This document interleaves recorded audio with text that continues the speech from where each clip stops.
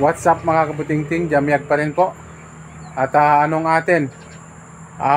I-flex ko lang ulit yung ginawa kong simple line array na pang 10 inches na speaker At ayun. At kung gusto nyo gumawa ng ganyan, ipapakita ko yung sukat kung gusto nyo gayahin At ang ilagay natin dyan na speaker ay Tosonra na 300 watts. Bali, ang kulang na lang nito mga kabutingting ay yung screen mesh o yung screen. Yagyagan ko namin ti Ilocano. Hindi ko alam kung sa Shopee na lang ako bibili dahil may nabibili naman sa Shopee. Ayan. Ayan po yung kanyang likod. Ayan po yung kanyang likod. Ayan. Kaya pala mahal ang line array dahil nag-search ako sa Shopee nag-search ako sa Shopee. Yung line array bracket ay umaabot ng 6,000. Yung pang digis na line array bracket. Kaya ganun pala, sabi ko, kaya ganun pala kamahal ang line array. Ang design nito, ang shape nito, yung design nito ay pang line array talaga.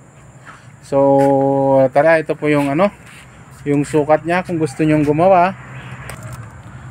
Ang nilagay kong sukat dito sa harapan niya, dito sa loob Ayan, dito sa loob, nakatumbok yan.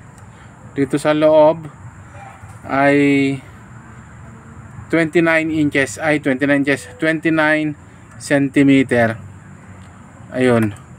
So, bali ang finish niyan sa 29 cm, ang finish niyan ay 32.5 cm. Ayan 32.5 cm ang finish niya. Sa loob niya ay 29 cm.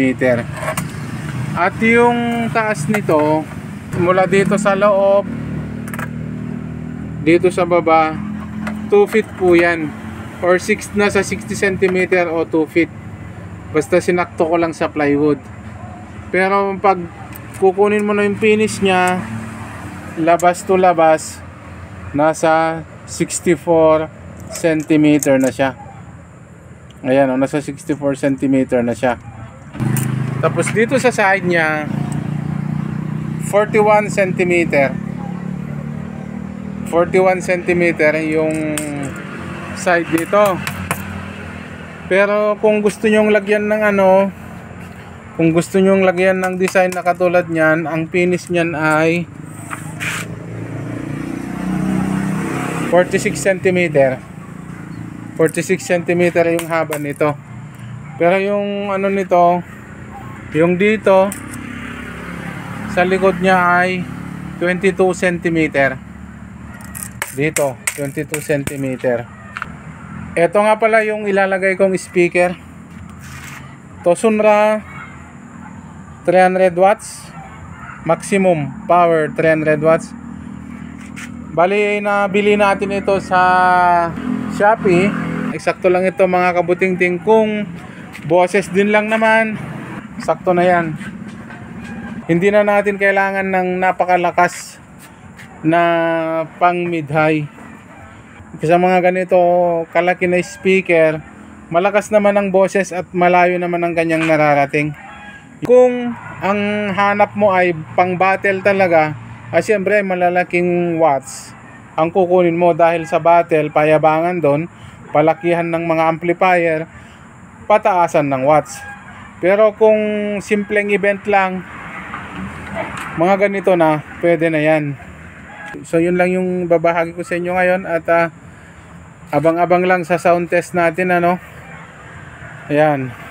Yun lang at abang-abang sa sound test natin dito sa ating full range digis. So ito po muli ang inyong kabutingting, laging nagsasabing palagi po sana tayong mag-iingat. Maraming salamat, paalam, God bless, babus.